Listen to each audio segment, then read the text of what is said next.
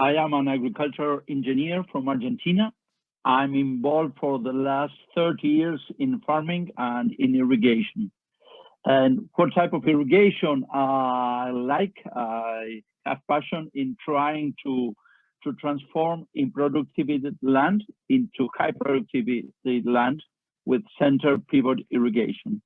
I am fifth generation of farmers. And for me, what it is a farmer, what I am, what I do, what I like to say that through my crops, I capture solar energy through the leaves. I capture carbon dioxide from the atmosphere, from the air. I borrow water from the water cycle. I use the nutrients from the soil and from the air. With all that, I produce food. I produce food to feed this increasing population that we are all living in this global. By the byproduct, how I do this? Well, mostly under irrigation and also in no-tillage farming. What it is no-tillage?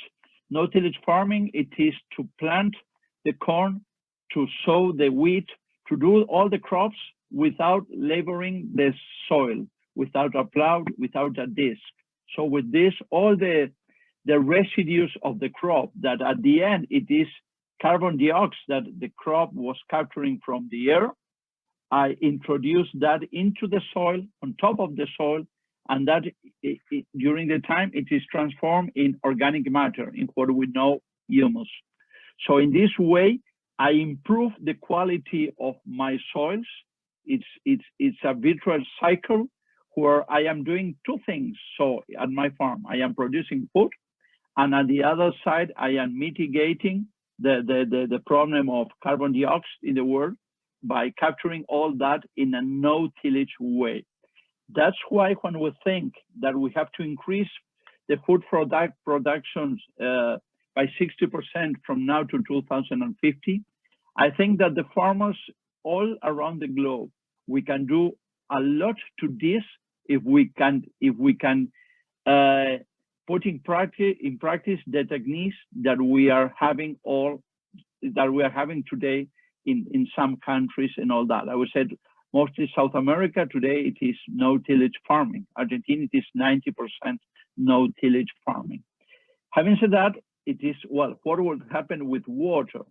As an agronomist that worked with 30 years in irrigation, what I said it is today around more than 90% of the world use of water, it is flood irrigation.